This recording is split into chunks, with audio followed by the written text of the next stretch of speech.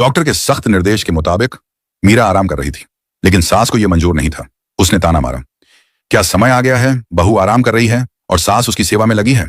राजेश ने सुन लिया और अगले ही दिन एक नौकरानी रख ली, लेकिन सास का गुस्सा फिर भी कम नहीं हुआ। कुछ दिन बाद राजेश की छोटी बहन रश्मि घर आई। रश्मि भी गर्भवती थी। राजेश को अचानक ऑफिस के काम से शहर से बाहर जाना पड़ा और उसके जाते ही सास फिर शुरू हो गई।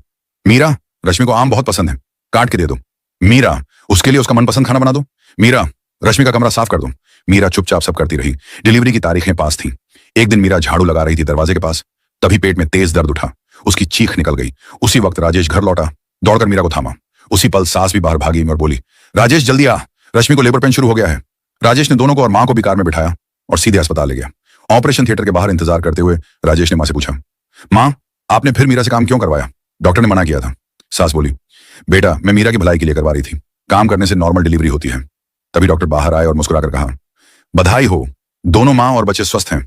मीरा की नॉर्मल डिलीवरी हुई है और रश्मि की सी सेक्शन।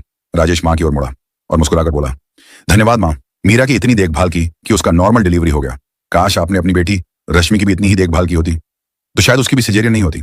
सास की आंखों में पश्चाताप था। उसे अपनी गलती का एहसास हुआ कि बहू हो या बेटी, गर्भवती स्त्री को सुकून और सम्मान मिलना चाहिए। निष्कर्ष, हर औरत को इंसान समझो, बहू और बेटी में फर्क मत रखो। देखभाल और इज्जत दो। रिश्ते तभी सच्चे बनते हैं